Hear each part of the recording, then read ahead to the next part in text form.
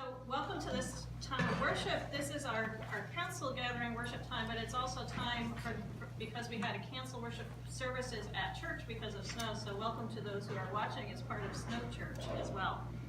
The liturgy that we're using is meant to be a liturgy for those who are beginning a pilgrimage. And we are beginning a new year as we are in January. And so it's also, I think, a good liturgy to think about as a council, as leadership, but also us as individuals as we're moving forward to a new year. Let us begin. A pilgrimage is a journey whose destination is ultimately the same as that from which you set out. Through it, you are asking God to show you your life, your home, your place, in a new light. God said, "Leave your country, your family, and your relatives, and go to the land that I will show you." So I invite you to join with me as we sing, "Be Thou My Vision." Be Thou my vision, O Lord of my heart, not be all else to me save that Thou art. Thou my best thought both by day and by night, waking or sleeping, Thy presence my light.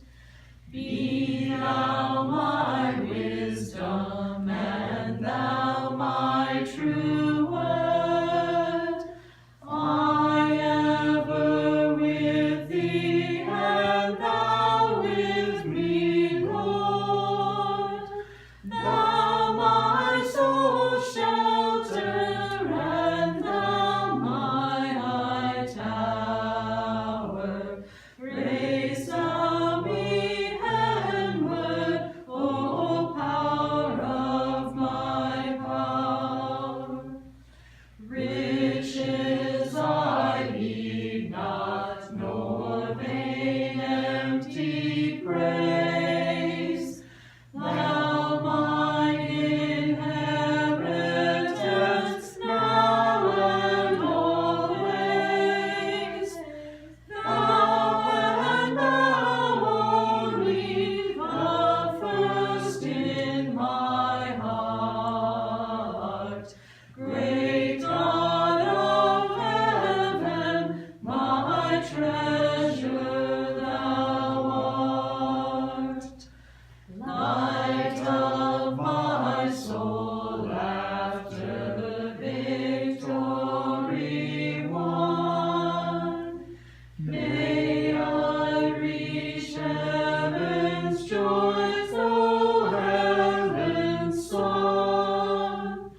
Out of my own heart, whatever befall, still be my vision, O ruler of all. The day is coming when things will change. The day is coming when we will set out. The day is coming to cross the sea, to touch the earth, to plant a seed, to trust and not look back. To trust and not look back. The day has come when Christ sets out. The day has come for food and friendship. The day has come not to flee, but to embrace. Not to escape, but to welcome. Not to shut out, but in safety and in community. To trust and not look back. To trust and not look back. Along the way, someone said to Jesus, "I'll go anywhere with you." Jesus said, "Foxes have dens and birds have nests, but the Son of Man doesn't have a place to call his own." Jesus told someone else to come with him, but they said, "Lord, let me wait until I bury my father." Jesus answered, "Let the dead take care of the dead, whilst you go and tell about God's kingdom." Then someone said to Jesus, "I want to go with you, Lord, but first let me go back and take care of things at home." Jesus answered, anyone who starts plowing and keeps looking back isn't worth a thing to God's kingdom. So that was from the Gospel of Luke, the 9th chapter. In our time of reflecting further on this passage, we're going to divide into groups of 2, and we're going to look at these questions, and I'll invite you at home also to consider these questions.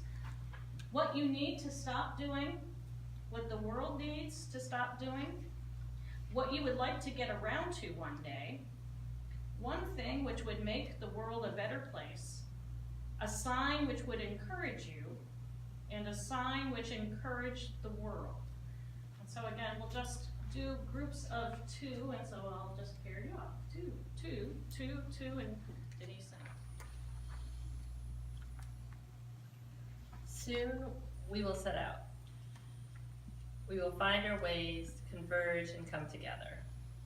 No one can always travel alone. Strangers will cross our path, but so will angels. And there's the risk. The next reading is from Mark chapter 10. Jesus said, "You can be sure that anyone who gives up home or brothers or sisters or mother or father or children or land for me and for the good news will be rewarded. In this world they will be given 100 times as many houses and brothers and sisters and mothers and children and pieces of land, though they will also be ill-treated." Soon we will set out, not to escape our lives, but to catch up with them. Not to look back at where we have come from, but from that distance. To look forward to where we are heading. We will travel in the well-worn footsteps of centuries of pilgrims to find food for our journey as companions of Christ. So now we come to this time of prayer, and I invite you to take a time and beginning in silent prayer to consider a person or people alongside you might walk with in prayer this coming year. For them, we give up some time, some effort, and some space. So let's take a few moments of silent prayer.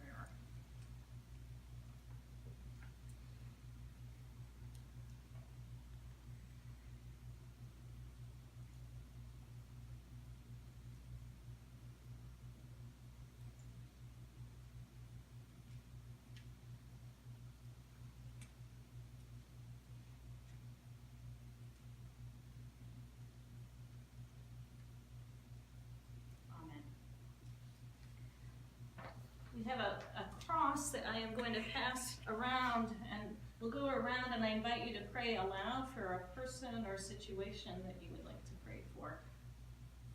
And I'll begin. Let us pray. I pray for the government employees, those that are on furlough, those who are without paychecks, that their needs may be met, that you open our hearts to discern the needs of those in our community and to meet those needs as we're able, and for an end to the shutdown.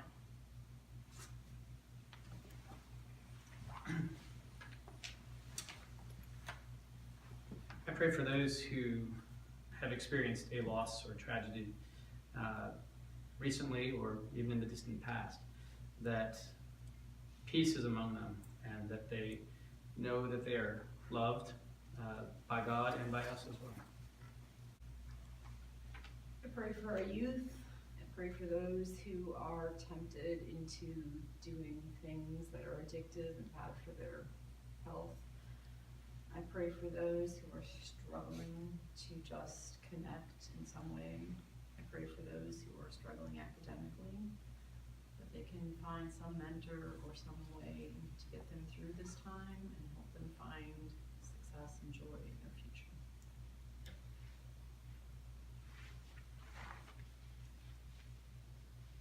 I pray for those that are in transition right now, transitioning to new jobs, transitioning from one lifestyle to another lifestyle, transitioning from being married as a couple to being single after decades, transitioning to looking for jobs. and praying for those that are finding the floor underneath them tipping and twirling and becoming unstable, that they will have comfort and guidance in their days forward.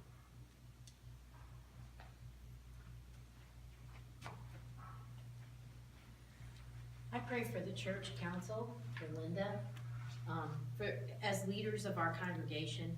May they discern the will of God and help lead us in that direction.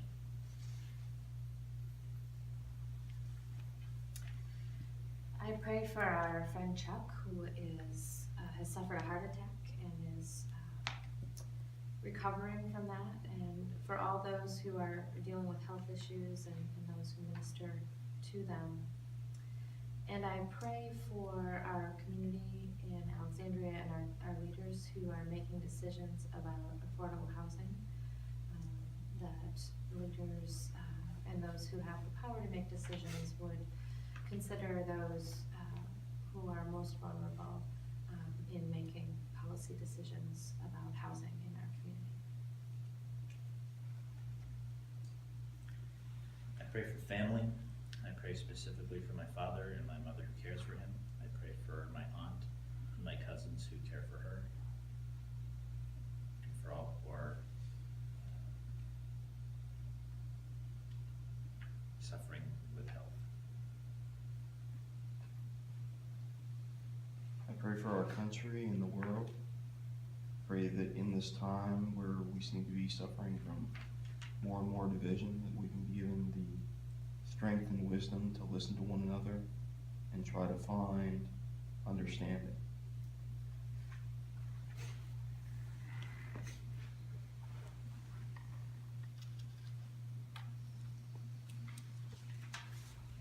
Our concluding prayer. God, who brings us together, remember us and all we care for. Add your prayer to ours for this land, for this world, and our daily lives. Amen. Amen. In the night in which he was betrayed, our Lord Jesus took bread and gave thanks, broke it, and gave it to his disciples, saying, "Take and eat. This is my body, given for you. Do this for the remembrance of me." Again, after supper, he took the cup, gave thanks, and gave it for all to drink, saying, "This cup is the new covenant in my blood, shed for you and for all people, for the forgiveness of sin.